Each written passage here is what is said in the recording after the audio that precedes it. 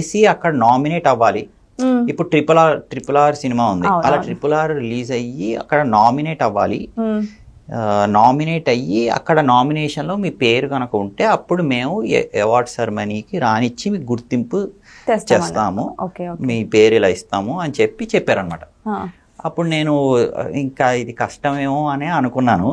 అనుకుంటే వాళ్ళేమన్నారంటే మీకు పెద్ద కంపెనీ ఇప్పుడు వార్నర్ బ్రో పిక్చర్స్ లా కానీ 20th ఫాక్స్ లాంటిది కానీ ఇంకా పారమౌంట్ పిక్చర్స్ ఉంటాయి కదా, పారమౌంట్ పిక్చర్స్ కానీ ఇలాంటి సంస్థలు మీకు సినిమా ఆఫర్ ఇచ్చి ఆ సినిమా నెక్స్ట్ ఫ్యూచర్లో నామినేట్ చేయగలుగుతున్నారు అంటే నేను మీకు ఆపర్చునిటీ ఇస్తాము అని చెప్పి జ్యూరీ మెంబర్స్ ఒక ఎగ్జిక్యూటివ్ ఇన్విటేషన్ కింద నన్ను తీసుకున్నారు అనమాట ఇండియా నుంచి. ఇప్పుడు అలా ఇండియా నుంచి చాలా తక్కువ మెంబర్స్ సెలెక్ట్ అవుతారు. అవునండి, చాలా తక్కువలో తక్కువ.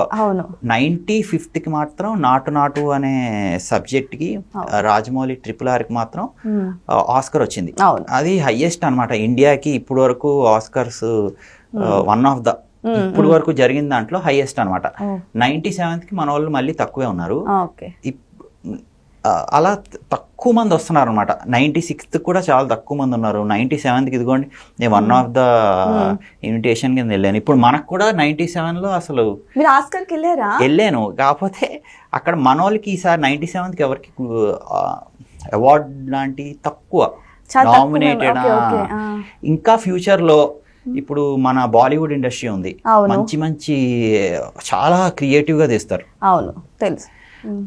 ఆ క్రియేటివ్గా తీసినప్పుడు వాళ్ళు కూడా గుర్తింపు తెచ్చుకునేలా చేస్తే బాలీవుడ్ వాళ్ళు కూడా ఇంకా మన ఇండియన్ సినిమా ఇండస్ట్రీ అనేది ఒక ఇప్పుడు జపనీస్ ఫిలిమ్స్ ఉంటాయి.